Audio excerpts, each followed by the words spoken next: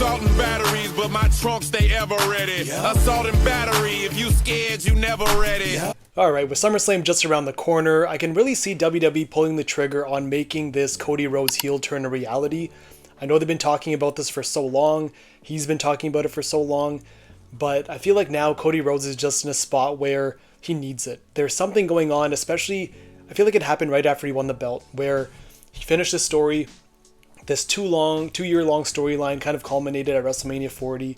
He went on the 1-year run, and to be honest, it was an okay run. It wasn't as crazy as like Roman Reigns' run or anyone else, or really even John Cena's. I feel like he had a little more of an eventful title run than Cody Rhodes had, but I feel like Cody Rhodes kind of fell flat. I think there wasn't really anything planned for him after he won the title, and now he's kind of like a tweener, to be honest. He's kind of jumping from feud to feud just to kind of get from one pay-per-view to the next. And his feud with Drew McIntyre, honestly, it went on way too long.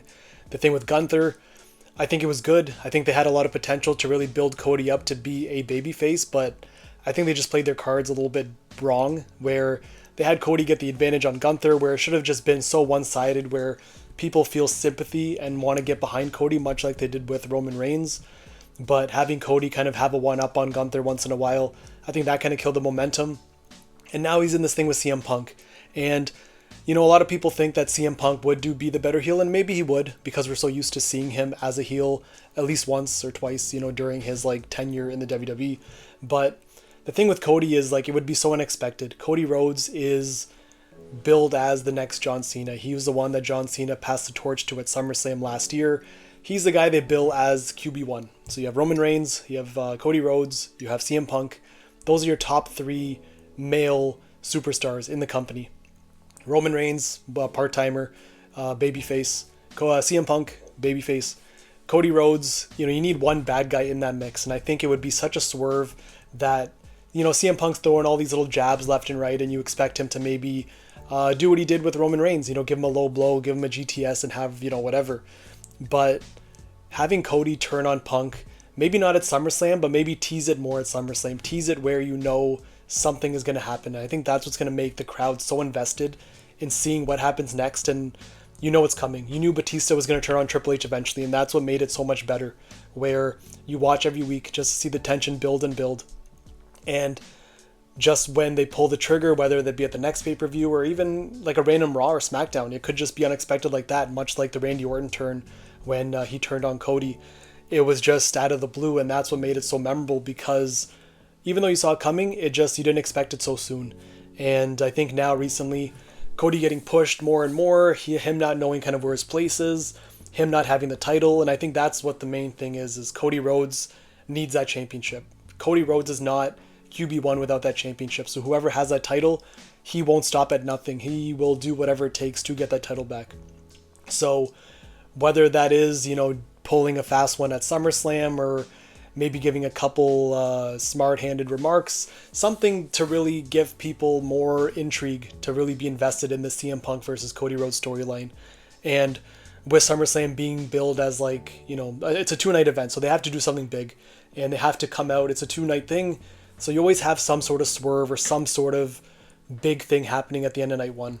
And I do see that match main eventing night 1, and then Roman Reigns and Seth Rollins main eventing night 2, or even Brock and Oba. I think that could easily be the main event of night 2 SummerSlam. But regardless, something has to happen. I think Cody's done good, and the thing is, I don't want to see it. Cody Rhodes is honestly my favorite wrestler in WWE right now. I think it's so good to see a good guy being a good guy, and I know it sounds like a little bit cliche coming from like a 36-year-old man watching, you know, wrestling still, but it's so good to see a guy actually be the good guy. And, you know, you had your Stone Cold Steve Austins, you had your Rocks, you had your Triple H, you had your Undertakers, guys who were kind of badasses, but like also good guys. But Cody's like your white meat babyface, and it pains me, and it upsets me when I see just people booing him and him getting booed out of the building, because you know that he is genuine. What he stands for, what his mission statement is in wrestling, it's not like he's there for the paycheck. It's not like he's there because football didn't work out for him or whatever. And just to see the crowd kind of turning on him slowly, much like they did to John Cena, it sucks. But, you know, again, people will regret it when Cody's on that last tour, the farewell tour. And he said it himself. He signed his last WWE contract, so he has probably about 5 years left. And he's not, I mean, he's young, but he's not in his prime. Like, he's not that young legacy Cody Rhodes. So whatever happens at SummerSlam, I hope there's something big. I feel like that's what WWE needs right now. Things have been a little bit stale when it comes to like the main eventers and the guys who are heels and baby faces. I think they kind of mix and match guys just in and out of those slots. But injuries, I think, have a lot to do with it as well. Guys being part-timers have a lot to do with it. But the guys who are there week to week, I think you're going to see CM Punk a lot more now since Roman's leaving soon. Seth Rollins, he's kind of always in the middle when it comes to injuries. Cody's there every week. The Usos, they've kind of gotten their push kind of derailed. LA Knight, I think they're trying to build up. But something with Rhodes, I had that gut feeling where I feel like something big is going to happen and it's going to be huge, and I feel like we're all going to be talking about it, where that crossover, the low blow and the crossroads, and he beats Punk for the belt. And what a moment that would be.